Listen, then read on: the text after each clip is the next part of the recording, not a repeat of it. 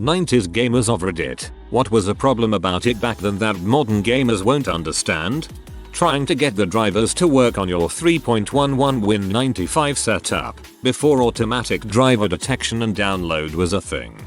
So effing painful. When gameplay speed was based on CPU speed, a fast computer might be too fast to play a game. We had a turbo button on our Gateway 486 that let you swap to a lower CPU speed to make certain DOS games playable. Writing down a 72-character password to save your progress, and the developer uses a fancy font so some numbers and letters look alike. This is the only way to save your game, and if you get it wrong, sorry about your luck. I'm looking at you, Golden Sun. Not even a 90s game, but they pulled this to the extreme. You sat wherever the cord on the controller would let you play from. My couch was too far away, so I played on the floor a lot as a kid. Asking your parents to use the dial-up internet so you can download a shareware demo of a game. It says it should only take a half hour? No, I'm expecting so and so to call. Okay. Or someone picking up the phone and nuking the connection and download. Pause game. Turn mouse over. Click off cover. Remove ball and clean. Clean rollers. Reinsert ball. And cover. Continue game. I used to like trying to get the fluff off the mouse ball in one strip without it breaking. Added some fun and jeopardy to the cleaning process. Anecdote. In 1992 I bought a Star Trek computer adventure game. It was similar to Sierra games of the day. It came on 5.25 inches floppy disks. I don't remember how many, but it was a big game for the time, so it was several disks. Long story short, after several hours of trying I couldn't get the game to install onto my 386SX 25MHz PC. I ended up calling their tech support and spoke to a guy on the phone. He was technically knowledgeable, and judging by his accent he was in the same country that I was. He determined that one of my floppy disks must be faulty. He was going to replace the entire game for me, but in order to do that, he needed me to cut the first disk in half with scissors and mail it to them in an envelope. This would apparently prove that I was legit and not just trying to scam a free copy of the game. I did that, and a couple of weeks later I had a new copy of the game in the mail. It worked fine this time. So, in 1992, actually useful customer service from a game company, although it was slow and convoluted as heck. These days I would have just refunded the game to my Steam wallet without a second thought, even though I had to use the postal service and wait 4 weeks in 1992. I can't imagine trying to frick around with a game company's phone support these days. It would be a nightmare, if it were even possible at all. Your parents bought you a console and games, but didn't know you needed a memory card, so you just played the beginning of every game for a month. Played the raid on the first Mako reactor in FF7 about 20 times before I got a memory card, lol. Split screen cheating was a constant complaint when I was still living at home. Once I got to college was about the time Halo CE came out, and we just expected that if you couldn't follow 4 screens at once, tough crap. If this is nostalgic for you, check out a game called Screen Cheat. Split screen PvP shooter, where everyone's invisible, and the only way to figure out where your opponent is to look at their screen and try to figure it out based on their surroundings. Needing a controller pack in order to save a game. For a while, I didn't have one and just had to start a new game every time I turned the N64 on. Also, the Rumble pack, because your controller didn't just vibrate on its own. Not really a problem, but nowadays we don't get little booklets in the inside of the disc case that went over the controls, the backstory to the plot, the enemies and vehicles, etc. I used to enjoy reading those booklets on the way home from picking up a new game at Toys R Us. In the year of PS1 and PS2, not having a memory card sucked. Even if you did have one, they had a finite amount of space, so when you needed to make a new save, you'd have to delete something if you didn't want to buy another memory card. To add to this, games where there was no memory card manager when you came to make a save, so even if you would have happily deleted that old save of another game to make room for your new game, you couldn't, and so all your progress was lost needlessly. Can't believe no one has yet mentioned losing the copy protection method or some component of it. I remember SimCity came with a book list with scrambled text that was only readable through a set of red filter glasses they gave you. Or what's the third word on the fourth paragraph, page 36 of the manual? Mucking with DOS memory management to make the game work. Pirating stuff was the norm. The worst thing a malware could do is to sneakily encrypt your hard disk. One half. But its author only wrote it to flex his programming skills, not to hold your data hostage or thwart the enemy's nuclear weapons program. Getting stuck in Dark Forces and literally can't play some other titles because you have a monochrome monitor. Anything above 320-240 with high frame rates were a pipe dream. In 3D games, loading Univ and editing Duke 3D's config file to play the game in 512-384, which looked like 640-480 on our monochrome 14 monitor, but could reach a stable 15 FPS on a 5x86 with 16 MB RAM. Getting the best upgrades you can get with your allowance and the game is still slow. Raging when the dreaded "this program requires Microsoft Windows" message appears. Despair upon the realization that Windows 95 will be required to play the newest and hottest titles, and your current PC is already obsolete. Downloading newer video drivers was a must to get fast 320-240 modes in DirectX. Haha, I remember my dad teaching me how to take lines out of config size or auto-exec.bat to free up RAM so I could play Warcraft 2. Forgot all about that.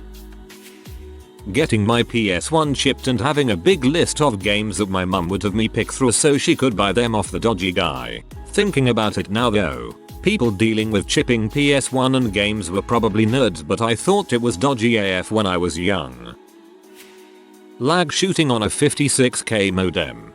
Games like MechWarrior had awful net code that didn't account for latency. I just shake my head when people today claim 80 milliseconds is unplayable. Y'all have no idea.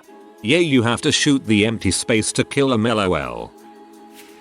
Swapping disks. Hours spent messing with load order and config size and auto-exec.bat to tweak every last byte of extended and expanded RAM in the boot sequence. IRQs, cokes, dummy loads and 10 basset networking. No walkthroughs. Finding and downloading game demos at 2400 baud from a BBS. The hours spent on config size and auto-exec.bat files is largely responsible for my 25+ year IT career. Saving and writing down save codes to resume your game progress. Getting a Game Genie for chests and having the cheat code manuals.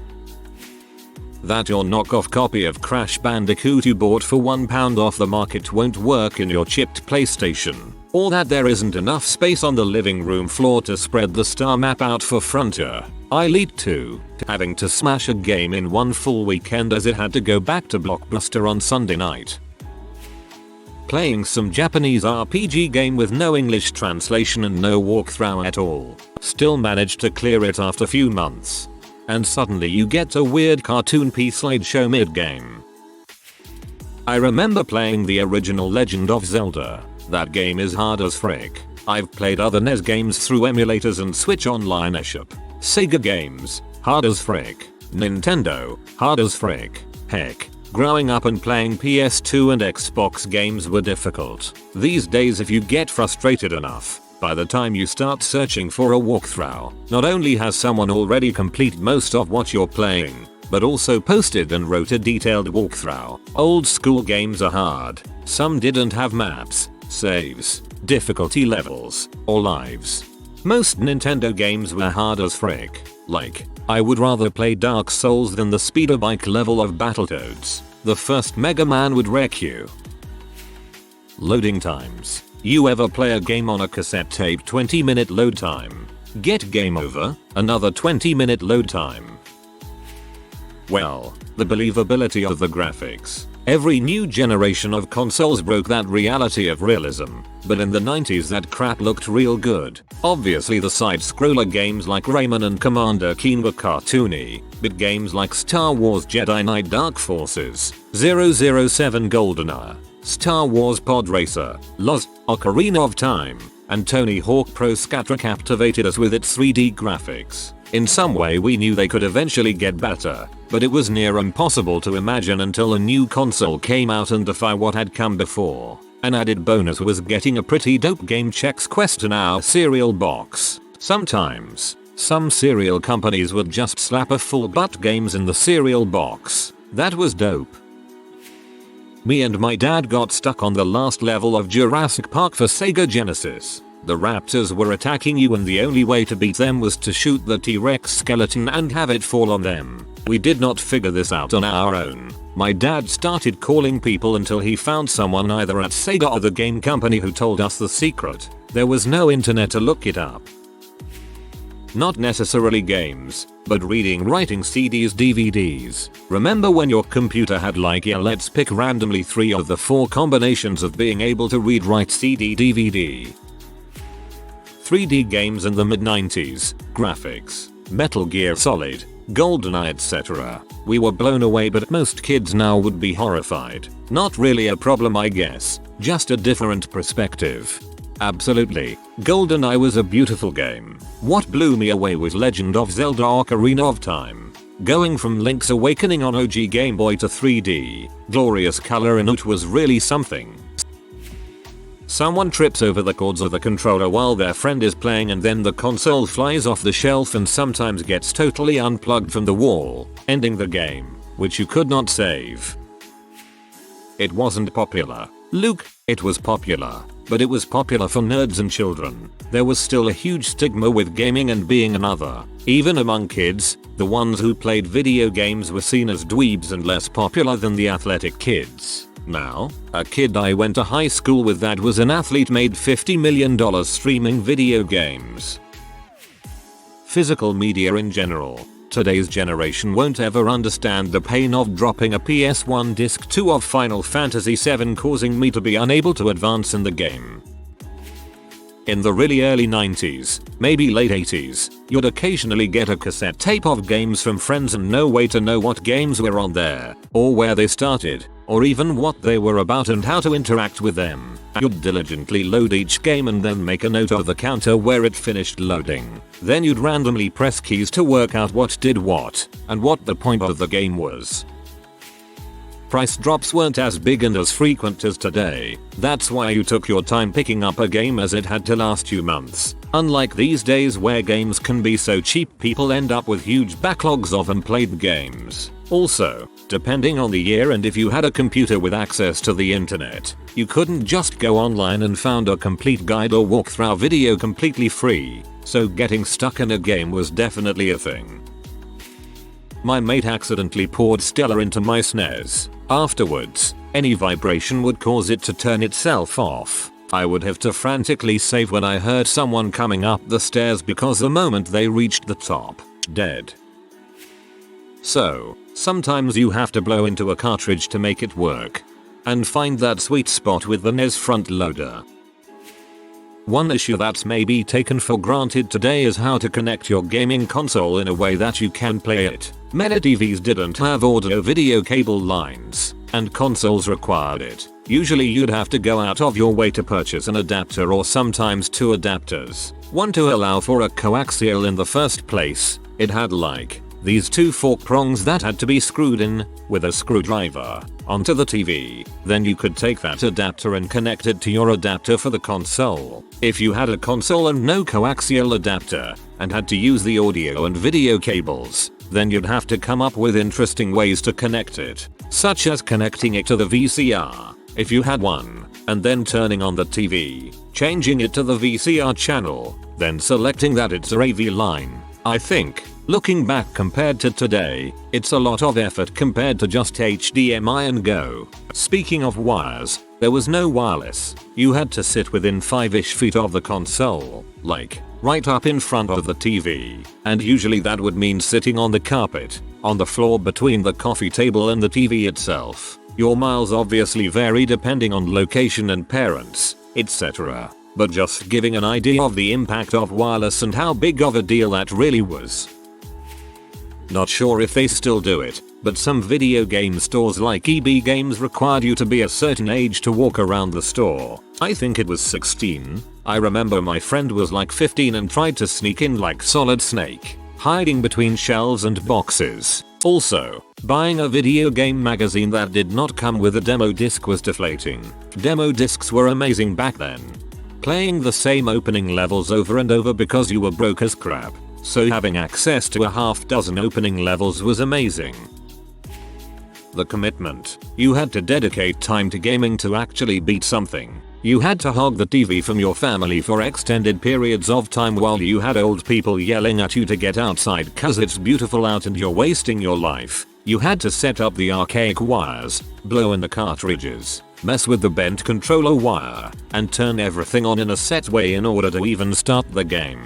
Then, you had family and pets getting in the way while playing, where the slightest nudge to the system itself, mostly SNES, would shut the whole thing down. And God help you if you didn't save recently. I spent many hours of my early life playing games, beating them, and feeling a huge sense of accomplishment. Not because of the difficulty or content, but because I overcame every other obstacle in my life, sometimes including sleep, food, bathroom usage, or actual human interaction, to accomplish such a simple, useless task. Kids these days will never fathom that level of commitment, and the older generations look at us in such contempt and disgust that we wasted our youth. I'm here to tell you, it was worth it, or at least that's what my inner child still tells me when I look back at how much time I wasted.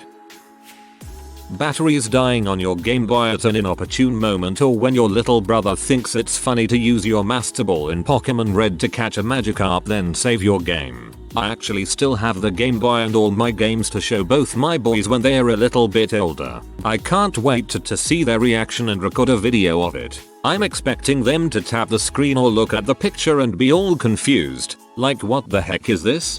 Your little brother thinks it's funny to use your Master Ball in Pokemon Red to catch a Magikarp then save your game. I think murder is legally justified in this situation. You could call Nintendo and talk to an expert and they'd walk you through something you were stuck on. I once called and was told how to get to the negative world in Super Mario Bros. 1. As a kid, those game experts had the dream job. That we all had slow fricking modems hooked up to dial-up. This made some of multiplayer games like Unreal or Quake extremely frustrating to play. Your character was always like the $6 million man. Super slow motion that was sketched out as frick. Kai wah. Did I shoot yet? Holy frick. Box art and rear pictures on the box were the only way we could get a feeling for what the game would be like. Many people got burned thinking the box art was how the game would look like, and it often didn't. If you are new to the channel, you can subscribe. I publish new videos every day. Until then, check another video.